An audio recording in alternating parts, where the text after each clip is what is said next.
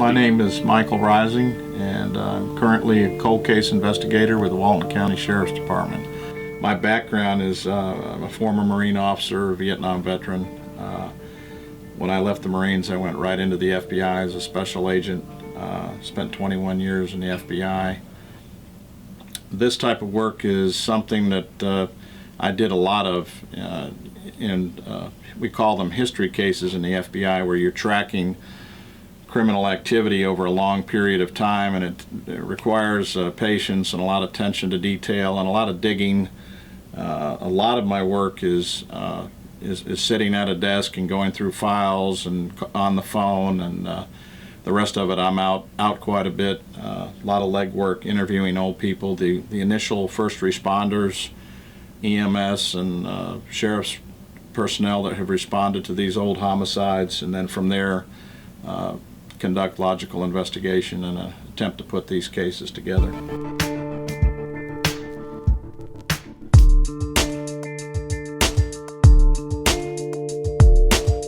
This week we're going to profile a double homicide that occurred November 27th in 2004. And the background on the case is down in within the city limits of Social Circle, before they had a police department. There was a residence down there that was known in the area as a shot house. And for those of you that don't know what a shot house is, this is a residence, and someone has converted part of the interior of it to be like a local bar, and they just don't have a liquor license.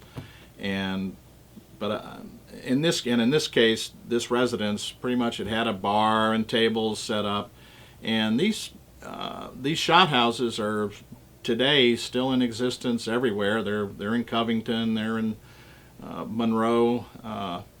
Those are just rumors I've heard, but they're in existence. And the owner of the house, folks will come in there.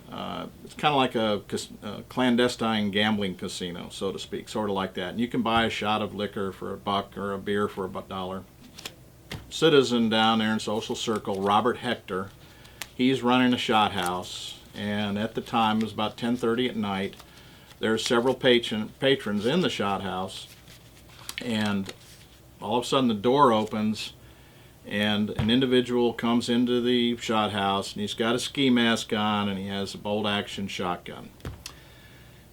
Hector and shot houses in the past have been robbed by folks, because they know they carry, it's all cash-only basis in the establishments.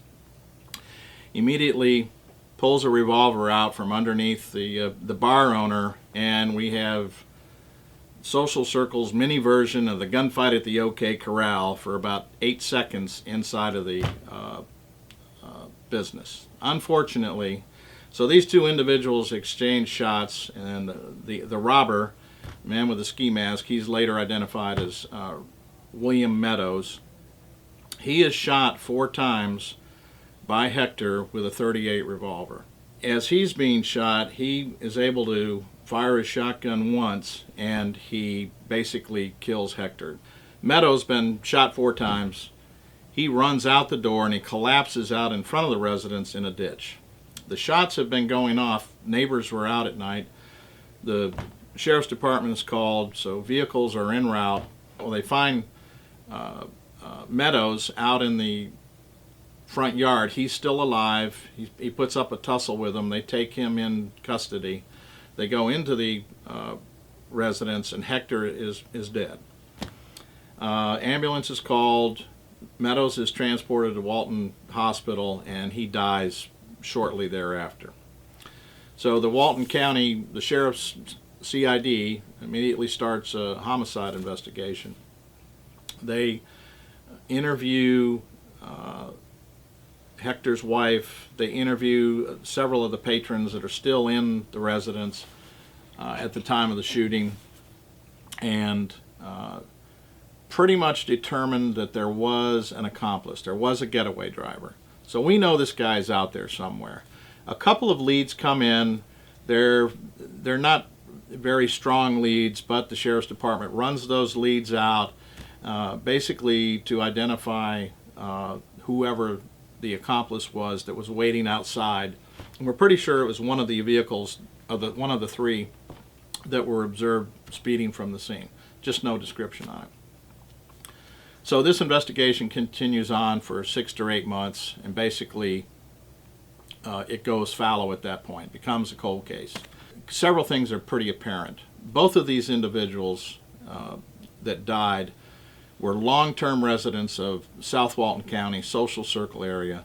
Everybody knew them. The shooter and the victim had a lot of friends. They were known throughout the South County area.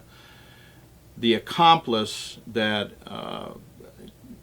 got away, that was Meadows' friend, we're pretty sure people know who this guy is. If you have any information about this or any of the cold cases, contact homicide investigator Michael Rising at the Walton County Sheriff's Office.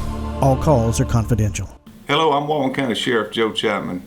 In the following weeks, we're going to present cold cases to you that have occurred in Walton County. If you have any information or know of anything that could be of help to us, please don't hesitate to contact us at the Walton County Sheriff's Office or contact Investigator Mike Rising. Thank you.